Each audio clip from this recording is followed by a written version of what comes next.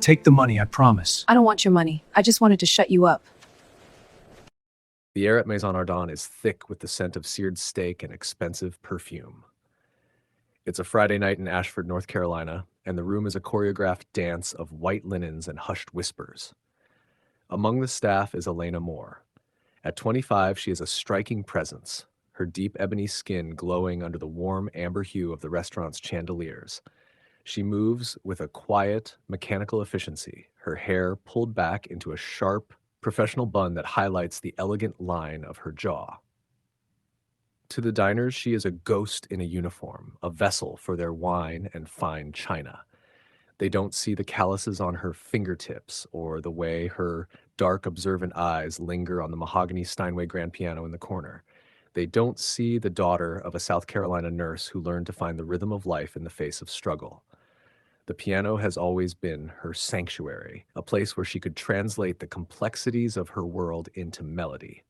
But today, the music is a luxury she can't afford. Dreams don't pay the light bill, and the Steinway is a silent beast she isn't allowed to touch. The doors swing open, cutting through the jazz. Victor Halstead, the kind of millionaire who wears his arrogance like a tailored cape, strides in. He doesn't just enter a room, he occupies it. Have you ever felt the air change when someone like that walks in? Stay with us, because this night is about to take a turn no one saw coming. Like and subscribe. The show is just beginning.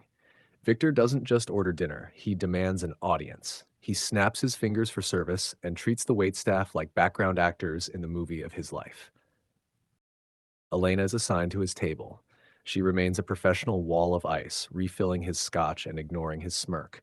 But Victor is bored, and boredom in a man like him is dangerous. He watches her, not with admiration, but with the clinical curiosity of a boy pulling wings off a fly.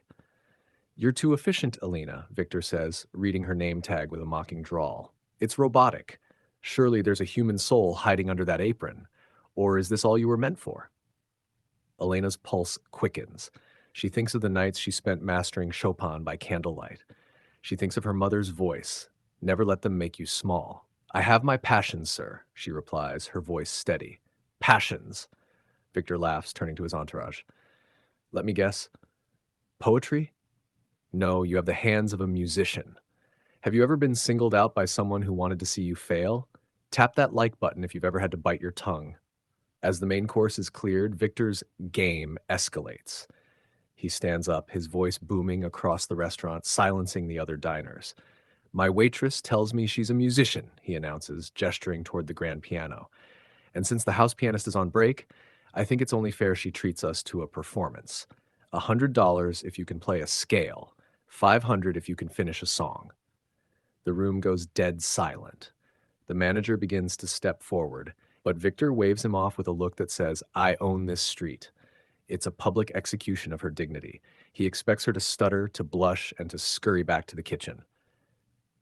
"I'm on the clock, Mr. Halstead," Elena says. "Afraid?" Victor taunts, leaning against the piano. "Or just a fraud, all that passion and no courage to back it up." Elena looks at the piano. It's a Steinway, the instrument of her dreams, sitting in a room full of people waiting for her to fail. She unties her apron and drops it onto a chair. "Keep your money, Victor," she says, her voice cutting through the room like a blade. "Just listen. What would you do?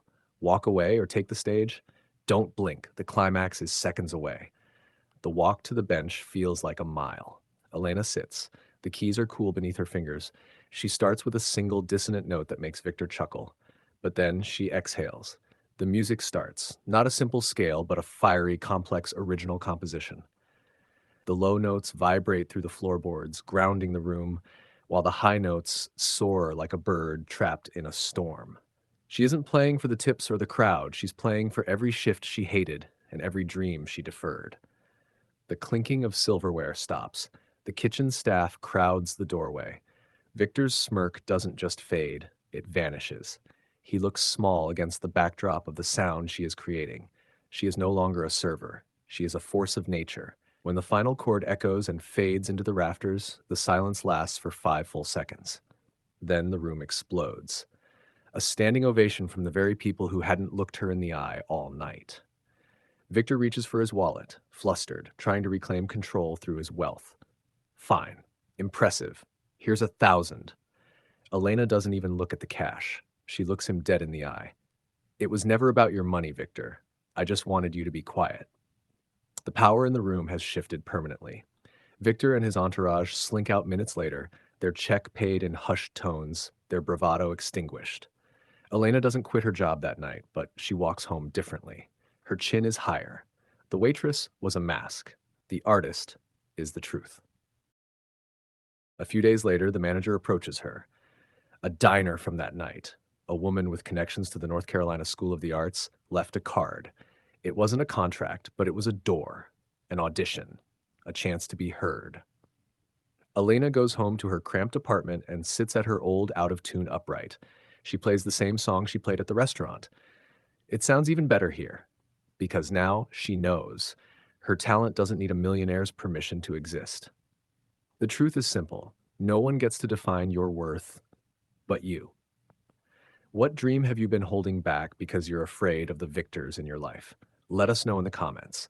From the other side of silence, toss stories where real voices rise and truth finds its echo.